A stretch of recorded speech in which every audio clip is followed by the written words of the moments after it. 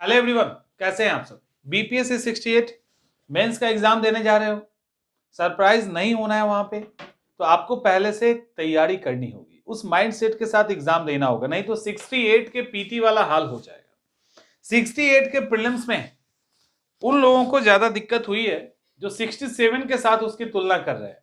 68 का प्रीलिम्स बिल्कुल अलग था, उसको किसी भी स्तर पे आप 67 के एग्जाम के साथ तुलना ना कीजिए, किसी भी लेवल पे नहीं।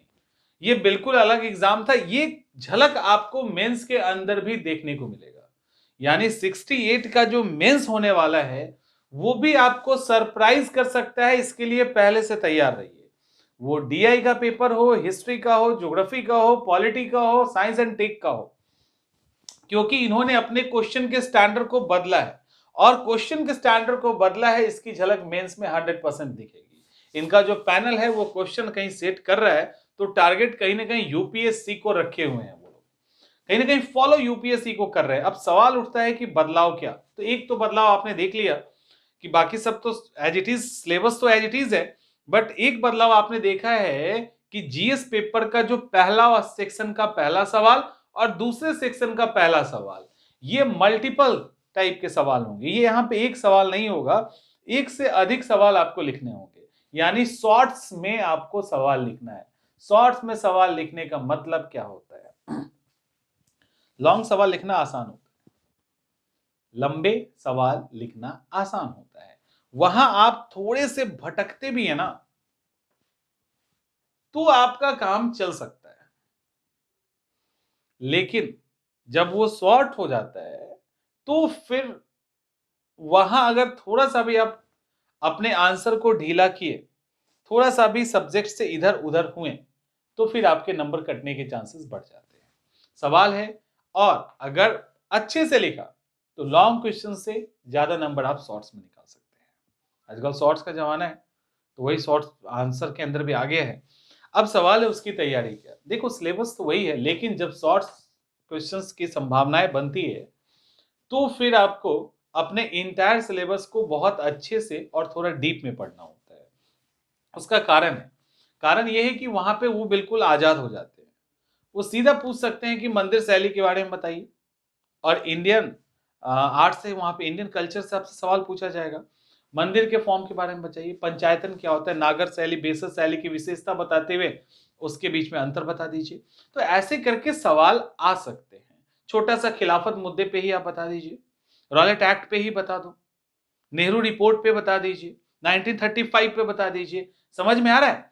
तो ये छोटे छोटे मुद्दे पे आपसे सवाल पूछा जा सकता है, यानी क्लियरिटी आपको ज्यादा चाहिए। और एक और बात, ये तो हो गया जैसे मान लो पहला पेपर था हिस्ट्री का, वहां पे अब यहां पर ये अगर पेपर को लेंदी बनाना चाहेंगे तो आपके पेपर में 2 से 3 पार्ट तो अक्सर हाँ रहता था, उस दो से तीन की जगह पे उसको कंपेयर करते हुए किसी और पक्ष से उलझाव बना सकते हैं। तो कंपेयर करने वाली आदत ना अभी पढ़ने के दौरान डाल दीजिए, आंसर लिखने के दौरान डाल दीजिए कि क्या क्या डिफरेंसेस देखने को मिला, यानी क्रिप्स में क्या देखने को मिला, कैबिनेट में क्या बदला, फिर उसके बाद माउंटबेट क्रिप्स, बेबल और कैबिनेट में क्या बदला हुआ। इसके अलावा 1942 का आंदोलन 1930 से कैसे अलग था। तो इस तरह के सवालों पे भी थोड़ी क्लियरिटी बढ़ा दीजिए। हिस्ट्री की बात कर रहे हैं, जब नीचे आएंगे ज्योग्राफी वाले में, पॉलिटी को, करंट अफेयर्स को छोड़ दीजिए। करंट अफेयर्स के अंदर भी आपको, करंट अफेयर्स में तो कुछ खास है नहीं, आप करंट अफेयर्स को बना लोगे क्योंकि लॉन्ग क्वेश्चन वहां पे रहेगा। अब जब नीचे आएंगे एक और, तो जब आप पॉलिटी के अंदर आएंगे, सॉरी, तो ज्योग्राफी नहीं पॉलिटी, तो पॉलिटी के अंदर भी संभावनाएं ज्यादा बनती है, क्योंकि पॉलिटी के अंदर तो ऑलरेडी आपसे सिर्फ मौलिक कर्तव्य पूछा जा सकता है, जैसा यूपीएससी ने ऑलरेडी पहले पूछ रखा है। डीपीएस भी पूछा जा सकता है, राष्ट्रपति का सिर्फ वीटो पावर भी पूछा जा सकता है। तो शॉर्ट्स में वहां भी संभावनाएं बहुत अलग अलग तरह की बनती है। तो शॉर्ट्स क्वेश्चंस पे अब सवाल है इसकी तैयारी कैसे करें। एक और बात, जो ज्योग्राफी और इकोनॉमिक्स का सेक्शन है ना, वहां से ज्योग्राफी से सवाल ना के बराबर आता है। इस बार छोड़ के मत जाना, संभावना है इस बार सवाल ज्योग्राफी के पूछे जाए आपसे, और अच्छे सवाल का सामना आपका ज्योग्राफी में हो सकता है। अब सवाल है कि हम शॉर्ट्स छोटे सवालों को तैयार कहां से करें। ये तो हो गई बातें कि क्या क्या हो सकता है। छोटे सवाल को तैयार करने का द बेस्ट वे है सबसे अच्छा तरीका है। देखो यूपीएससी कुछ सालों से क्या कर रही है, लगातार छोटे सवाल आप 200-250 वर्ड्स वाले लिखा रही है। उसके अंदर भी 2-3 पार्ट होते हैं। तो आप क्या कीजिए अभी, क्योंकि आप इंटायर सब्जेक्ट को इतने कम समय में पूरी तरह से तैयार नहीं कर सकते, ये प्रैक्टिकली पॉसिबल नहीं है, क्योंकि आपको ऑप्शनल भी ऑब्जेक्टिव लेवल पे तैयार करना है, एसए को भी पढ़ना है, और उसके बाद history, geography, polity, economics, science and tech, इन सबको आप इंटायर उस लेवल पे तैयार करेंगे, ये संभव नहीं है।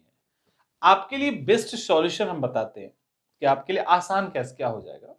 आप यूपीएससी का सॉल्व पेपर ले लो, और एक और काम कीजिए, यूपीपीएससी का सॉल्व पेपर ले लीजिए। यूपीएससी एंड यूपीपीएससी, इन दोनों का सॉल्व पेपर आप ले लो। अरिहंत का भी आता है, अलग अलग पब्लिकेशन का आता है। यूपीएससी लगातार जब सवाल पूछती है ना, तो वो छोटे छोटे सवाल को मिलाकर एक छोटा सवाल, माने एक सवाल तैयार करती है। तो मान लेते हैं भारतीय मॉनसून की विशेषता, तो वहां पे लिखा होगा, उसको पढ़ जाइए। वाताग्र फ्रंट पढ़ जाइए, कॉन्टिनेंटल ड्रिफ्ट थ्योरी पढ़ जाइए। तो जो शॉर्ट में भी सवाल आ रहा है या लॉन्ग में जैसे पॉलिटी के सवाल है, तो वहां से आप उसको बहुत अच्छे से निकाल सकते हैं। जो शॉर्ट सवाल के जो छोटे सवाल आएंगे ना, उसको आप वहां से बहुत इजीली निकाल सकते हैं। तो उस बात का आप ध्यान रखिएगा। तो उसके लिए सबसे अच्छा तरीका है यूपीएससी का और यूपीपीएससी का, उत्तर प्रदेश लोक सेवा आयोग और यूनियन पब्लिक सर्विस कमीशन, संघ लोक सेवा आयोग के प्रीवियस ईयर के सॉल्व पेपर खरीद लो मार्केट से। और क्वेश्चंस के अंदर टुकड़े में क्वेश्चन होता है, तो जो टुकड़े में क्वेश्चन है उसी का आंसर सिर्फ आप पढ़ लीजिए, क्योंकि वहां 250 वर्ड्स के आसपास में लिखने होते हैं। तो उसको 2-3 टुकड़े में बांटिए तो 100-150 में बनता है। तो वो कुछ यहाँ पे भी आपकी संभावनाएं बनेंगी 100-150 वर्ड में लिखने का। तो आप वहां से एज इट इज थोड़ा बहुत चेंज करके, थोड़ी जैसा भी सवाल होगा उसके अकॉर्डिंग उसको बदल के आप आंसर लिख सकते हैं। तो ये बेस्ट सॉल्यूशन हम आपको बता रहे हैं, ताकि आप इतने कम समय में मेंस को अच्छे से तैयार कर लो। GS paper 1 and 2 normally publicly इसको नहीं बताया जाता है, लेकिन हम आपको बता रहे हैं, आप यहां से बहुत अच्छे से मेंस को क्वालिफाई कर लेंगे। जो छोटे क्वेश्चन जो आपको परेशान कर रहे हैं, बड़े में भी ये फिट वैसे ही होगा, ऐसा नहीं है, बड़े वाले में भी फिट हो जाएगा, क्योंकि ये लोग जा रहे हैं उसी रास्ते। तो वो सॉल्व पेपर आपको बहुत काम आने वाला है। बिहार वाला ज्यादा नहीं आएगा, वो पुराना वाला ज्यादा आएगा। बिहार वाला भी आप रखिएगा, उसको भी देख लीजिएगा। अब रहा सवाल, तो डीआई आपका बहुत मजबूत होना चाहिए। बिना डीआई के दम पे सिलेक्शन भी नहीं मिलेगा और रैंक भी नहीं मिलेगी। एक तो वैसे ही कुछ पोस्ट नहीं है, तो एक तो सिलेक्शन मिलना मुश्किल हो जाएगा और रैंक आपको नहीं मिलेगी। तो दो चीज, previous year paper and DI पे आपका कमांड होना चाहिए। आंसर राइटिंग काफी सटीक होना चाहिए। तो आंसर राइटिंग पे तो मास्टरी हासिल कर लो। अगर आंसर राइटिंग पे मास्टरी हासिल नहीं किए तो फिर कुछ नहीं हो सकता। आप कितना भी पढ़ के जाएंगे ना, वहां आप बिखर जाओगे, गारंटी इस बात की। आंसर राइटिंग करके ही जाइएगा, और जिसको 69 देना है वो भी अभी ही कर लो तो ज्यादा बढ़िया है। वेट करने का मतलब नहीं है, तो उसको कर ही के जाइए, कोई ऑप्शन नहीं है। और एक और बात, आप जितने बड़े 30 मार्क खाए हैं, आपके गुरु लोग बैठे हैं यहाँ पे, ठीक है।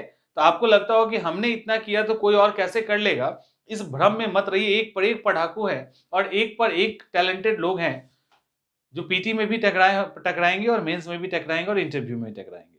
तो हम ही सर्वश्रेष्ठ हैं, ये घमंड तोड़ इसको छोड़ दीजिए। आप भी हैं, इसको लेके चलिए। वहां आपको अपना बेस्ट देना है, आप ही हैं ये हटा देना।